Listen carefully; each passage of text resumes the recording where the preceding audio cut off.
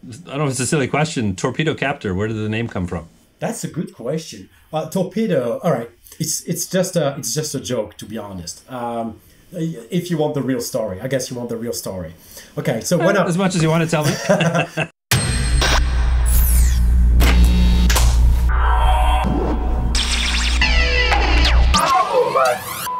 back.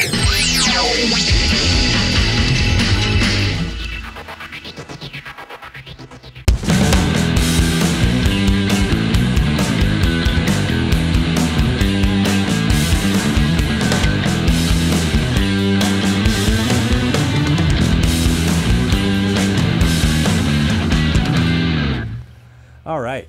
Hey there, I'm Dan, the self-proclaimed Lonely Rocker. Thanks for joining me for this episode of The Journal, the place where I rant or enlighten on topics related to the creation of music. In this episode, I'm definitely leaning enlightened because I had the pleasure of sitting down and chatting with the CEO of Two Notes Audio Engineering, the company that created some great innovations like this Torpedo Captor that allowed me to record the Screaming Marshall while my family's sleeping upstairs. We had an awesome chat, talked about music, guitars, and even the future of tube amps. So without further ado, let's jump in and join my conversation with the CEO of Two Notes, Guillaume Pille. Guillaume, welcome. Thank you so much for joining me. Thank you for having me. A short note, I don't want to get into current events. This is not the purpose of this video, but it's hard to ignore. April 2020 and the time we're shooting this little interview, it's a strange time in the world. We're all in our respective isolation. But I couldn't help thinking that if life was as normal, we'd probably be immersed in our own businesses. And I don't know if we'd had this opportunity to chat. So I'm a glass half full kind of guy. So I welcome this opportunity to chat with you. We would definitely not have done it in my office at home. That's for sure. We have some peace, right? Okay, so very quickly, so my connection to you is pretty recent. A little mention to my friends at Long McQuaid. For those who don't know, by the way, they're not sponsoring this video, but I do want to mention them because I've been doing some videos with them. They've been great, supplying me all kinds of gear, and it was actually one of their sales reps that I've been doing some videos with who actually recommended the Torpedo Captor that I now have here in my studio, which was my introduction to you guys. And hit me right in the center of my heart. The biggest problem I had with the home studio, and suddenly I have 2 kids in the house, I can't record guitars. So number one, thank you for creating such a wonderful piece of equipment. Well, I needed it too. I had to make it. Like I said, it was a piece of gear that I didn't know existed that I now can't live without. And that is an honest assessment of that piece of equipment, really. When I started doing that video, it occurred to me that you had a newer product on the market, and that's the Captor X. Captor X, indeed, is my new baby. It's actually already not mine anymore because we are about to ship the first units, and we presented it at NAMM. So as soon as it's out, it's not mine anymore. It's the people's product. The original Captor is 100% analog. It's a very good reactive load in a small DI form factor. I wanted to design something that's small, portable, and that can fit on the top of an amp and not be bigger than the amp it tries to load. Captor actually did very, very well. And a lot of people asked from me that I designed something that's not the Torpedo Live that was our best-selling unit for years, which is a rack unit. It's a professional product that many tours use on tour right now. I mean, right now, not right now, sadly, but currently, like Slipknot, Gojira, Blue Oyster Cult, many bands tour. But some people just don't need the rack format, so they were asking from me some kind of a tabletop, and I was like, well, if I do something that's not to go in a rack, I would make something very small. The original Captor was the first step in that direction. And then people will ask, well, I want a standalone unit. I don't want to use a plugin with it, because with Captor, if you want to have like the real torpedo processing, you will need to in your DAW to have the Wall of Sound plugin that is provided with Captor. The new Captor X is a standalone unit, meaning the torpedo processing is in it. So if you're searching for just an awesome headphones out for your tube amp, that's the product you need. You just connect the speaker out into the speaker in of the Captor X headphones, and you're all set. If you need something to record in the studio, that's the same. XLR out into your recorder, your DAW, or when you play on stage, just the XLR out into the front of house patch. So it's very easy to use with your phone or tablet to control everything in the unit. And it provides the same kind of quality that people know about tune-ups for the past.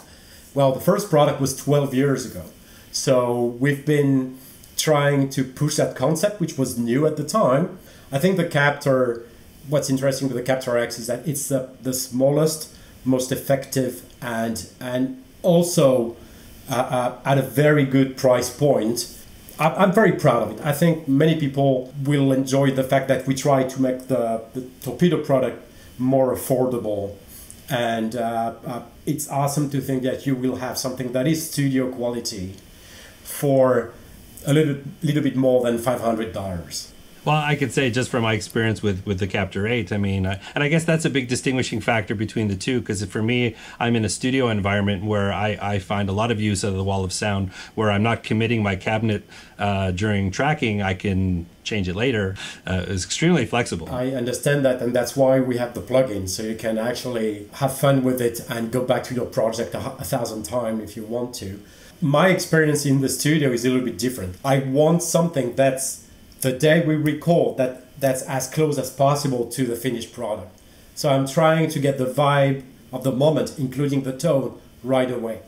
Limiting my option will actually help me during the mixing process. I like something that's plug and play. You just record, and that's the tone you have that day, and that's your recording, right? In my past as a musician, recording my own stuff, I would probably more use the plugin so I can go back to it and refine stuff and make choices later. But when I'm recording someone else, I want it to be fast, effective, good sounding, and this is it. The good news is, with every Tunos product, you get the plugin. So even with Captor X, you can bypass all the processing, go into your DAW, load the plugin, or even better, use one output to actually use your usual tone from the Captor X processing, and another dry output from Captor X, so you can actually put the plugin on it and later on change the sound. So you actually have both. I don't know if it's a silly question. Torpedo Captor, where did the name come from? That's a good question. Torpedo, all right. It's just a joke, to be honest. If you want the real story, I guess you want the real story. Okay, so when as much as you want to tell me. Well, I mean, it's not secret. It was a joke that. So my name is Pille, okay, and when I started, I didn't start with a lot of money. I wasn't poor, but I just finished my studies. I was just fresh out of PhD, so I can tell you right away, it doesn't pay very well. And I didn't have a rich uncle, a deceased rich uncle. So I had to find money. And one of the first people who helped me, kind of a business angel, his name was Lator. And when you put the two names together, Lator P, it's actually French for torpedo. So so torpille is actually torpedo in French. When I found that, I was like, I like the idea of something that's a bit dumb, that goes in a straight line and hits the target. And to me, it was an image very well fit for a DI box. And all of our products are direct boxes, kinda. The preamps or the torpedo stuff, all of that is designed to go straight into your DAW or into front of house mixer. So a torpedo is dumb. You just launch it, it goes straight and hits something. That's what you want to do with one of my products. You want to plug, have an awesome tone, very effective, straight into the recorder or to the audience. It's funny, I played on that in the video where I reviewed the product. I always put a little joke into that intro. So I if you recall, I had it in my hands. It was like fire 1, fire 2, and I had torpedoes coming out of the unit. Oh yeah. I love little backstories because sometimes they're meaningless to other people, but they're very meaningful internally, right? And even if it's impossible to guess for people who are not in the loop of what happened in the very early days of the company, the meaning is strong, to me at least. And that initial collaboration is what actually led to the company that we are right now. I'm proud of how we started, and I'm still very thankful to the people who helped me nearly 15 years ago. I don't forget it. I'm actually fascinated with entrepreneurs. I've actually spent a lot of time in the startup community here in Toronto. There's quite a vibrant startup tech community here in Toronto. I mean, you mentioned when you first had the idea for the product that it was something that you needed. So, identifying a need, whether it's personal or perhaps you've identified something that may be commercially viable, but it takes a different type of individual to push from an idea into actually creating something and take it to market. Because let's face it, it's a risky venture, and it takes as we say, a certain type of animal to be able to push up that mountain. So I'm just curious, what drove you from taking an idea and turning it into reality? I think we're all the product of course who we are and our education. And I don't think you can learn how to be an entrepreneur. I don't think that's possible. You can learn how to manage a business, or how to do accounting, or how to do marketing up to a point. But I don't think you can learn how to be someone who's able to gather other people and tell them, this is where we go, this is how we will go there, and this is what you have to do. It's other people who made me realize that about me. My collaborators, employees, partners, I've been with them for a long time. So I guess if I was someone they don't like, they would just go.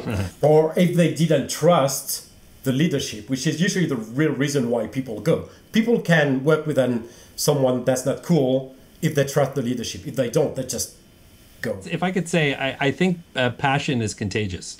And if I can tell you're very passionate about your business and your products. That's evident in the first 10 seconds talking to you. I mean, if people don't believe in you, it's like a coach of a sports team. As soon as the player he loses the ear of the players, he's done, right? Yeah. And you're obviously passionate about what you do, and it's clearly contagious.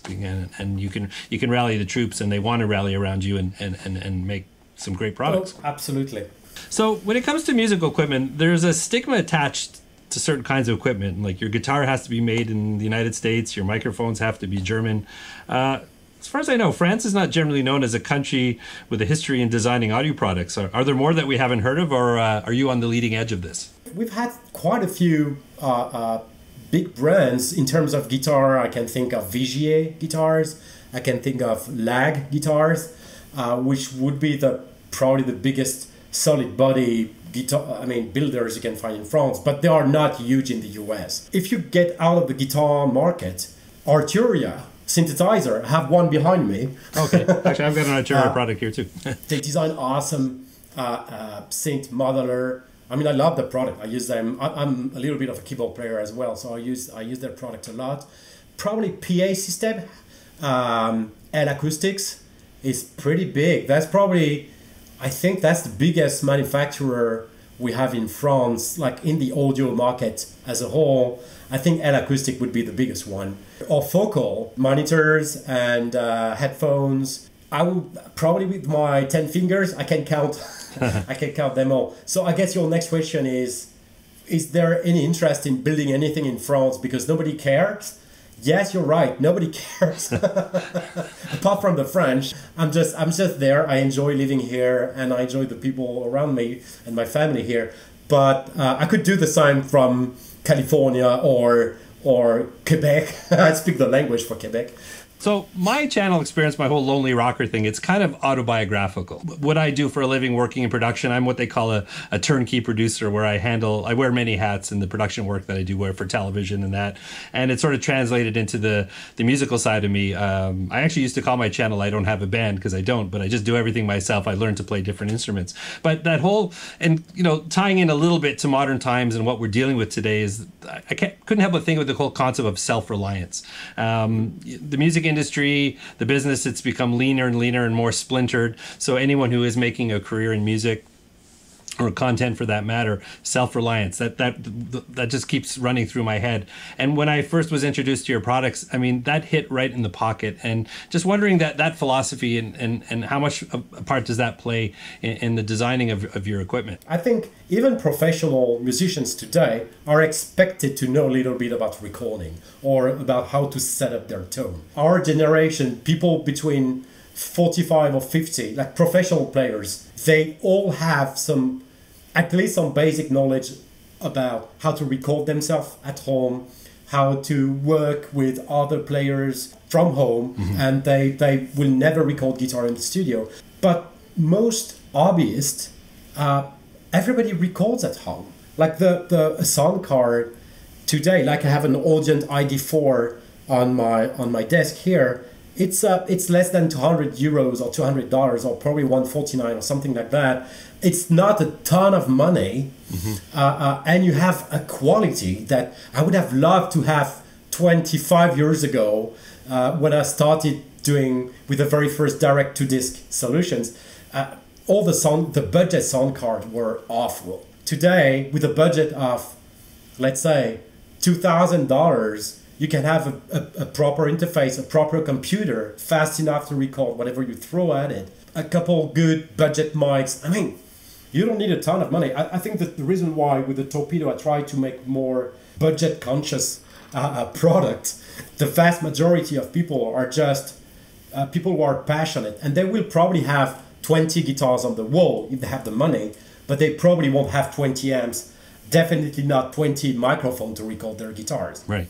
So I was trying to design something that could be the interface for when they have to record or want to record but don't have the room, because having a soundproofed and acoustically interesting room at home, not everybody can have that. Like a good one, it's very expensive, and you just have to need to have the space. I'm the typical customer of the Torpedo product. That's why I designed them. There is no other complicated reason. I needed those because I wanted to be able to play my amp and not just an amp modeler. I actually just did a video where I took 4 different ways to record guitars. There was a plugin, a company that I reviewed last year. I had you guys in there. I had my straight Marshall mic'd, and I had the HX Stomp. And I recorded the same guitar parts, double tracked them, and ran them. And then at the end of the video, I said, well, if you want to find out what it is, you got to go watch another video. But I wanted to pull people away from the stigma that it has to be a tube amp mic the old-fashioned way. And I was talking to myself, because when I started the studio and I wanted to learn, I bought some, I got myself a 57. I mean, I've had a Marshall JCM 900 with a couple of cabs here for years, and I wanted to record it. I wanted to learn, and miking a cab is an art form. I mean, some of the best recording engineers will say it took them years before they mastered how to mic a cab properly. Yeah. So I spent a couple of years, I learned how to do it, I guess, but now I can actually record guitars because I don't have to find a window to do it, because I can still use my tube amp and I can plug the captor in, and I'm good to go. And it's like, modeling is for people who are not tweakers. I love the smell of an amp. To me, it's an experience, and like, don't take it away from me. And like, you've created the perfect bridge, where we can still be there, yet we can be efficient, and we can be silent too, so my wife doesn't leave me, right? So I think the way you get to the tone you search is also important. Of course, you can say, yeah, I don't have the knowledge, I don't have the time, so give me a preset, I load it, I play, and I focus on writing the music. Totally fine. I mean, if you want to do that, today you will find a ton of tools that will let you do it. You just take a preset from an artist you like, if he shared it, you're all done. I don't care about Devin Townsend or Slipknot using that preset. I just don't. I don't want to sound like them. Mm-hmm. I love them, but I don't care about sounding like them. I want to sound like me. So if I want to sound like me, I need to spend the actual time to discover what is me. My way to do it, which is probably the old way with an amp, like you said, an amp, microphone, cabinet, and that knowledge I gathered by doing it the old way, that's what I put in the Torpedo product.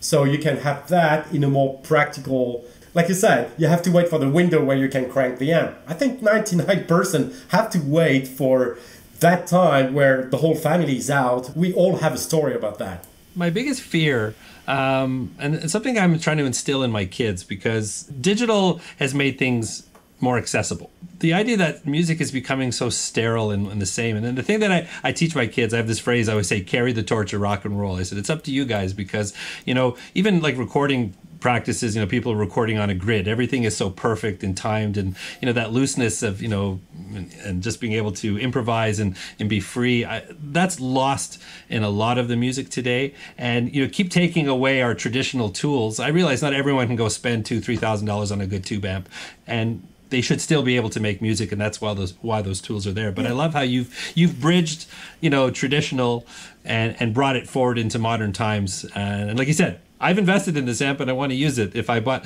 the reason I didn't buy the HX Stomp is I actually said in my video I would render this useless, and I don't want to. I want to use it, and I don't want 400 cabinets in my studio. I don't need that. I just want my sound. What you were saying about having everything like everybody's sounding the same, you can hear that in metal right now, especially as a lot of metal players are using mothers, and they all pretty much use the same presets, and everybody sounds the same. But I tell you what.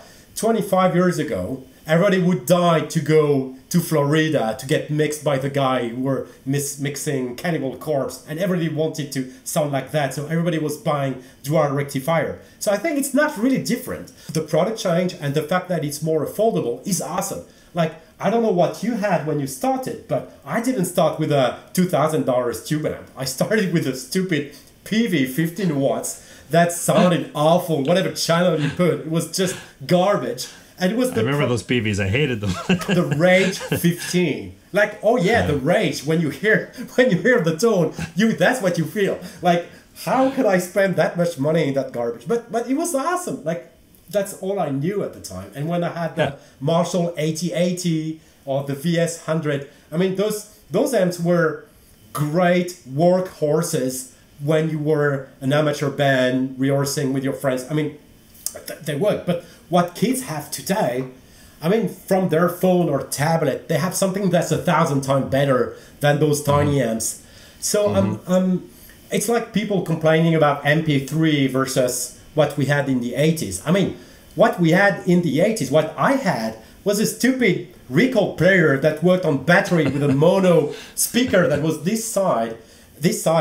I can tell you right away, MP3s, Spotify, so much better. I remember audio cassettes, and I'd leave them on the dash of my car, and then sun would melt them, and that would be the end of that, right? or CDs. The first CDs were awful.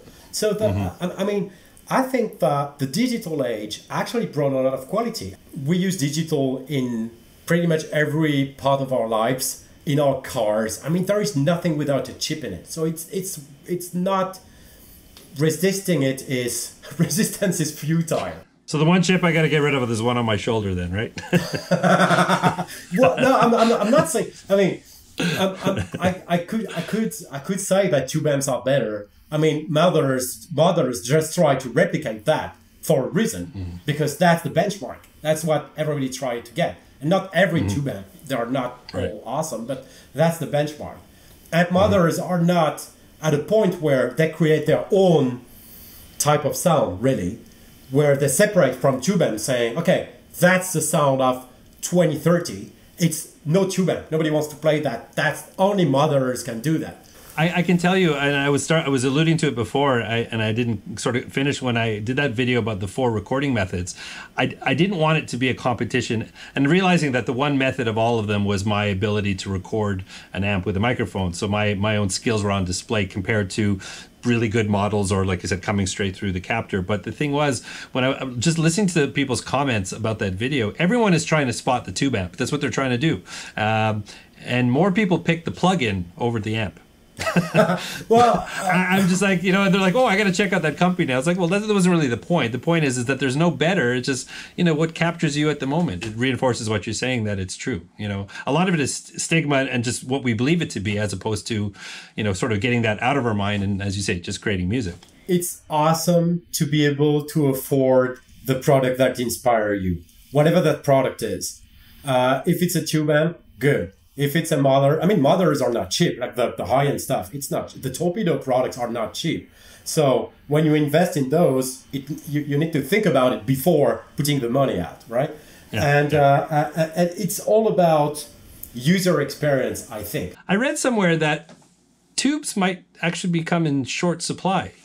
I don't know if this is true. I mean, there's not as a demand for tubes as there used to be. I mean, your product sits in between those tubes and the final destination. Is there any thought about the life cycle or the lifespan of the tube amp? Is that something you think about with your products? And should guitar players be thinking about this? I think that what would kill the tube market is manufacturer selling less new tube amps. And either because of mothers, which are becoming better and better every day, or because the used market is just flooded with tube amps. The enemy of tube amps are actually old tube amps and not only modelers. And if manufacturers actually buy less new tubes, I don't think that the spare parts market will be strong enough to keep the manufacturing going. Mm-hmm. But do you think the writing's on the wall? I mean, as you said, I mean, like younger guitar players coming up, I mean, they're going to be like, wow, check out that guitar sound, that patch on the HX Stomp, I love it. Whereas, you know, we drool over great tube amps. I mean, that shift is already happening. Pros are using modeling. Is the writing on the wall? Yeah, that's the thing.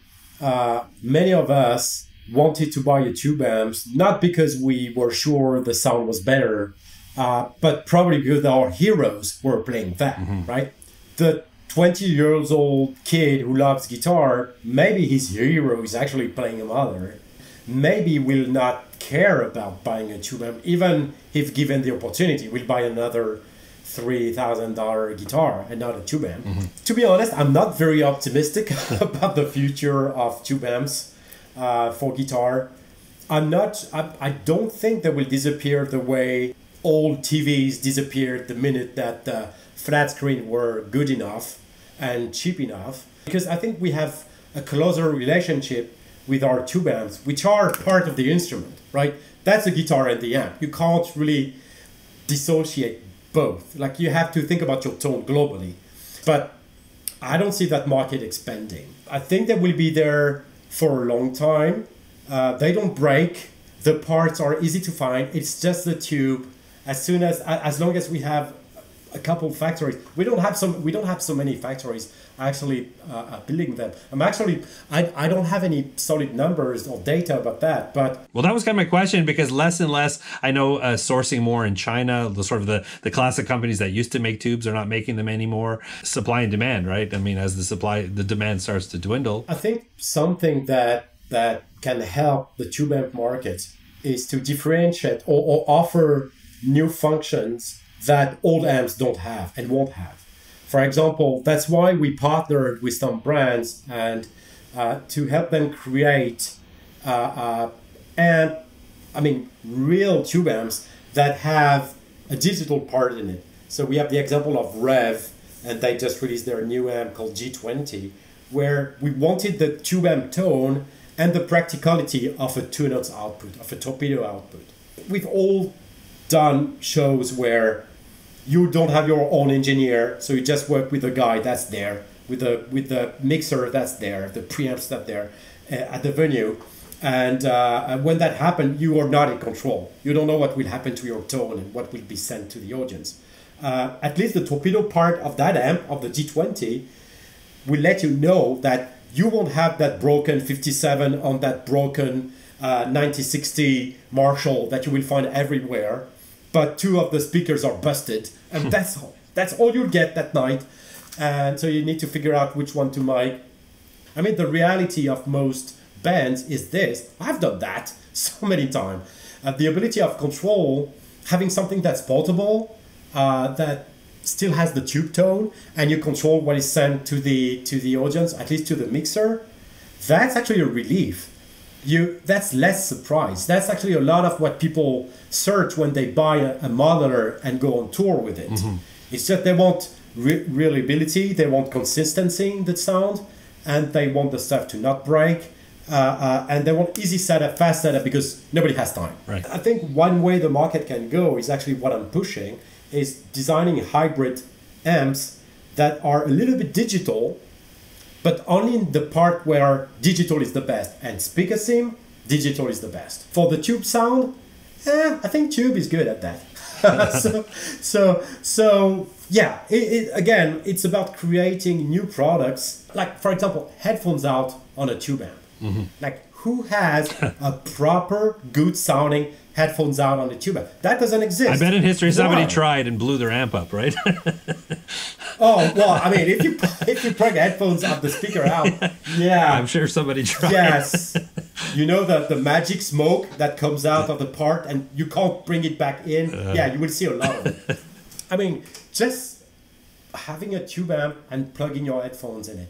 Why is there no like very high quality solution? Mm-hmm. That's a good point. So that's what I'm trying to do. Well, on that note, or shall I say 2 notes, Guillaume, I want to thank you so much for your time. I really appreciated this chat. Right from the outset, it seems that the philosophy of your company is to have your ears and eyes open all the time. And that's really refreshing in this day and age. When I sent over the review video I did, your team reached right out to me with a big thank you. And you personally reached out, and I genuinely appreciate that. I cover a lot of products on this channel, and many through official channels like PR firms and major retailers. And it's amazing how some companies just seem to ignore it, and some have even told me it's their policy not to share third-party videos on their social media. So anyways, I'm just here trying to make the best content that I can.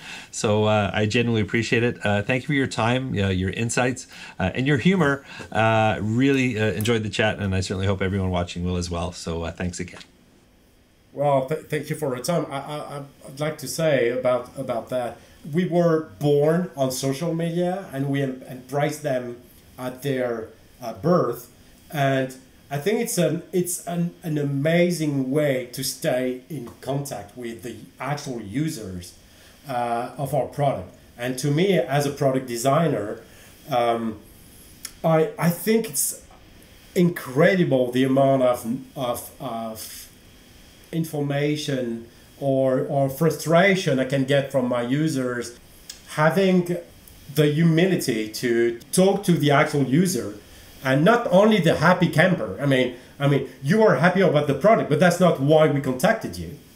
Because I contacted you because I love the video and the fact that you have a script and it's TV quality. I mean, I was very, very surprised. So, like I told you, I think the first thing I told you is that I see a lot of videos, and I've been there when the first YouTubers started. It's not every day I see that quality. And I asked you right away if you were a professional, and you said, yes, that's my job. And I was like, yeah, you can see it. I mean, many of the big channels of today are started at the same time. Like most of the large channels started in 2008, 2007. I don't know, probably one of the oldest one would be Ola, England, or some of those guys started probably 2006, 2008. And I was with them, like when they needed gear to record in their bedroom, because all those guys were in their bedroom.